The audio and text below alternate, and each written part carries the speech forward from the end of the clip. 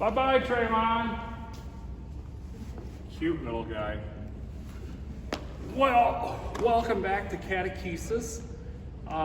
One thing that occurred to me as I was heating up my coffee, Levi, is since you are getting confirmed this year, and you have wheels now, which, you know, that's another selling point, we have to set up your interrogation between now and confirmation. So I'll try and remember to figure out a time that we can with an elder and something that works for you. You know, don't sweat it too much, but sweat it mildly sweat it. And just for the benefit of the rest of you, because you'll be confirmed next year, I believe. You're in your second year too, Nolan, right? Okay.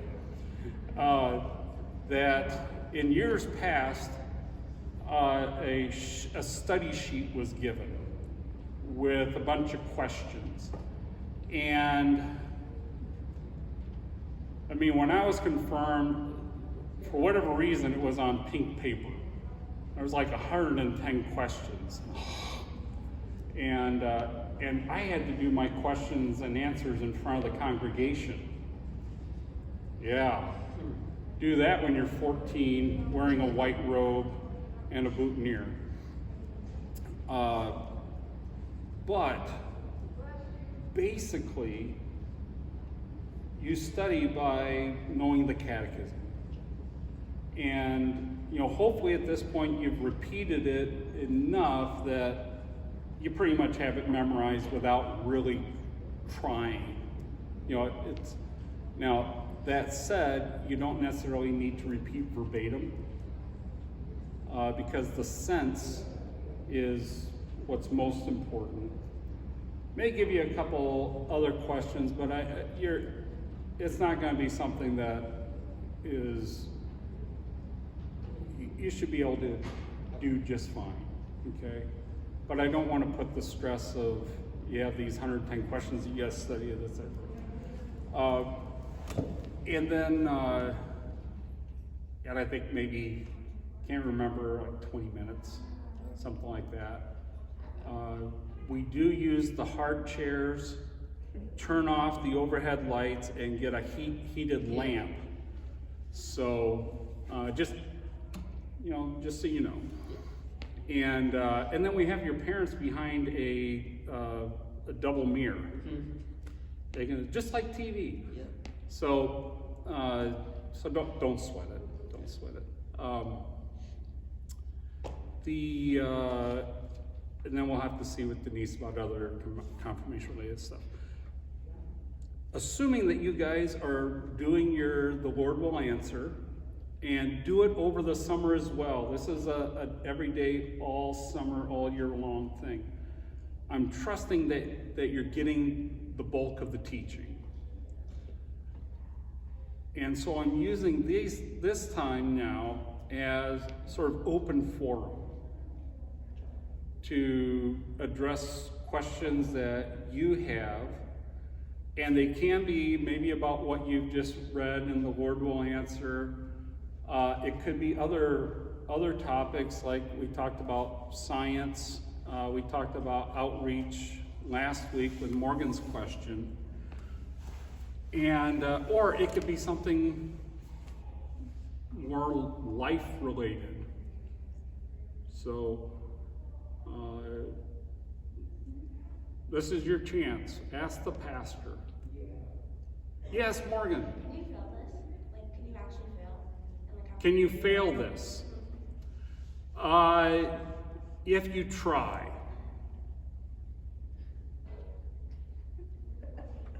Put it that way. It's like graduate school. Yeah. You have to work at failing. Yes? If she doesn't answer it well, she could just take it next year, after next year, she could just come with her sister Ellie when Ellie starts. Yeah. Oh, yeah. So it's okay, there's no pressure. Yeah. Yes, that is true. And along those lines, this is just the start. This is boot camp. for the Christian life, for lifelong discipleship, lifelong learning. And, I think you're probably aging out of Sunday school, adult class, Bible study. And then also my hope and prayer is that you will continue using either the Lord Will Answer or some other devotional material. And I'm always happy to give some guidance on some additional material or additional reading. But what I hope I've taught you is a habit and pattern of regular devotion and prayer. One thing and there's just so much that you can put into the daily thing, is sort of expanding on prayer beyond, the Lord's Prayer and the morning and evening prayers. I have a question about that. Yeah. Like with all these new things that are coming about with society, like with gender, all that. Yes. Is there like an update? I don't know if CPH has something like a devotional thing for teenagers that can, I don't know, I just think that would be so relevant. Write that down for me. Okay. I do know that CPH came out, they've come out with a series of these pamphlets, sort of like the paper pamphlet small catechisms. They've come out with a series of those. One has to do with gender issues. Now, is that geared Not towards just that, but I mean just all broader kinds of things? Yeah, just everything that's happening in society. Broader society? Yes. I'm sure they do. I'd have to look at the catalog or look online. I just use that as an example. Right, yeah. No, I'm sure they do, and I can do some research, and probably we may have a CPH catalog that we could pass your way that you could kind of skim through. Great question. And I know for those of you at Valley, they're having Lutheran Family Services and alternatives come, which I'm very happy about that. Morgan, it's a bit tougher with you because you're in a secular school environment, and this stuff is being basically shoved down your throat. More and more so, unfortunately. I'm just nervous as a parent. Yeah. Because I talking to a school secretary at my school, she's a devout Catholic. Okay. And we were having a conversation just recently how she has 10 kids, and her oldest 4 that have gone off to college and got married, they were devout Catholics too, but now they have totally changed from having that college experience. Yep. And have changed to be really liberal and even have fallen away from their faith. Yeah. No, and unfortunately that's all too common. Part of it, and I'm not saying in this case, I mean, 10 kids, she's very devout Catholic, right? Yes. I mean, which actually they have it right in terms of, the more I've come to the realization, birth control is not godly. God said, be fruitful and multiply. But we've unfortunately bought into that. That's one instance where our Roman Catholic brothers and sisters have remained faithful in that regard. But there's in their case, I'm sure that they were very well instructed, catechized. Far too many children, Christian children, aren't. And many of them fall away right after they're confirmed. The statistic is about 35% remain. And that's pretty true for me just in my 5 years here. Sometimes, and it's heart-wrenching, confirmation is the last Sunday that you see them. And you figure, well, why did you bother? As for the parents. College especially is very hostile to the Christian faith. And even children who are very well instructed are very susceptible. additional factors are a lot of it, number one, you're immersed in a sea of this. And not just, the more recent homosexuality, gender confusion, but purely secular thinking, evolutionary thinking.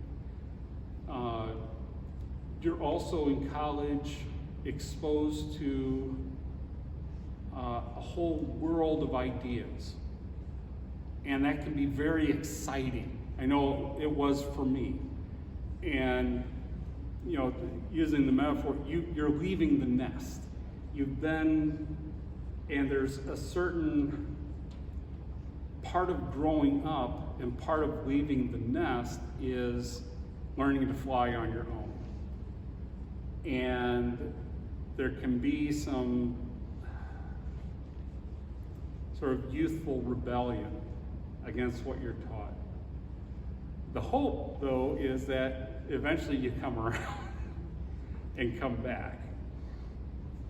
The other thing, a lot of peer pressure, a lot of stress to conform.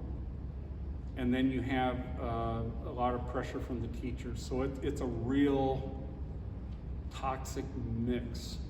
And it would be very difficult for adults to survive in that environment. You have young kids who are trying to find who they are and grow into adulthood. It is a very, very toxic environment. My suggestion, and part of it depends on what career you want to pursue, is to look for a Christian college. We have our Concordia system. There are other colleges. I know Hillsdale College is a very good college. I don't know how expensive it is, but there you're getting into private education, more expensive. It's state. I went to a state university. It was less expensive. Big things is get connected with a local church, either a campus ministry or a local congregation. Very, very important. Your faith will be under assault. Morgan, you're getting a taste of it already. So in some respects, and I get the sense that you're pretty steadfast in your beliefs. That bodes very well for you. And you've already faced some of these pressures you mentioned about your friend. You guys, a little bit more difficult because you've been somewhat sheltered. It's good in terms of building your education up early, but you're going into battle and you haven't seen any action yet. So, yeah, Tony. What state college did you go to, and what was the on-campus? Was there an on-campus youth thing that was? An on-campus. Like an on-campus, kind of like for college students and Christian, here with the religion, if Morgan goes to UNI. Yeah. Do you know anything about the on-campus Lutheran ministry? Oh, students, yeah. Or was that a pretty strong network? I went to the University of Illinois, Urbana-Champaign, and we had there was a campus ministry, University Lutheran. And fortunately, the way I was raised, you go to church every Sunday without fail. And my older brothers, 2 of them went to college before me. We all, like ducks in a row, went to the same. We didn't know where else to go, so you go where your brother goes. And so we went to church every Sunday.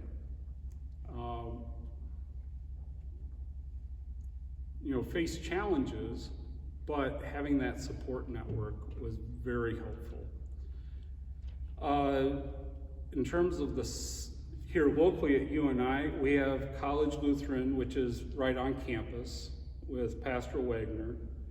One thing that he says, sort of fighting things on two fronts. You have the whole secular environment of college campus. Very, I'm reluctant to use liberal conservative labels because it can get a little confusing. Ungodly environment, godless environment. But another front is actually from other Christians. And he and the local Roman Catholic priests deal with this, where there are other Christian ministries that basically steal sheep. And so kids are taught that even though they're baptized as an infant, they need to be rebaptized. And I think it's Salt Company, something like that. And so there's a lot of outreach on campus, but they can try and pull you away from the true faith. And some are very aggressive on campus. So that's, unfortunately that's a danger as well. And so ideally, wherever you go, there's a campus ministry. If not a campus ministry, you may have to go off campus a bit, but a local congregation. Yeah. Did I? Yeah. Okay. There's also, Synod had, and I'm not sure if it's still going because of some funding things, but there was Lutheran Student Fellowship and some university, sort of networking amongst the campus ministries. But Pastor Wagner would be better one to answer that.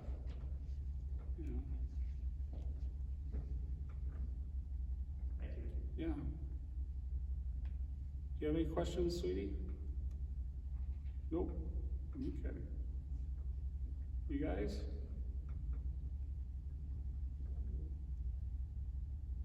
When is confirmation for him? It's confirmation. Denise? What? Could you come here a quick minute if you don't mind? Confirmation is always the first Sunday in May.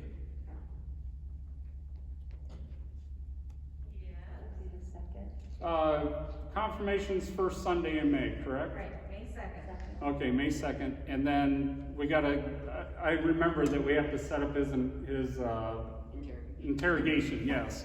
Examination? Examination. That sounds so much nicer, doesn't it? Have you picked your Bible verse yet? No. Okay. We need that ASAP, please. Yeah, there's a couple things, and a lot of those things Denise knows about or will know about, that process that things need to get going. They need to do the mirror and the stove. Yeah. So, And here you have the option of choosing your own confirmation verse, which I can give you some assistance if you need it, make suggestions, or if you prefer, I'll pick it. But we have that option. Mine was picked for me, so it's a little bit different for me. So, but Denise is your contact person because I'm not the best on details and knowing what needs to be done. well, I'll let you know some of it from the Board of Ed. Yeah. So, and I'm sure the Board of Ed's planning a reception here. Yeah, there's usually a reception after confirmation at the end. We got just a few minutes. Time for another question if you'd like. Yeah.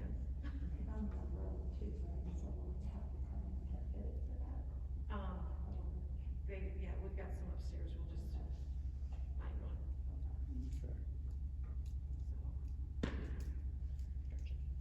one. Okay, I'm not seeing any questions, so why don't we go ahead and close for today. Have a wonderful, wonderful week. Will do. Thanks, Pastor. You bet. One of the guys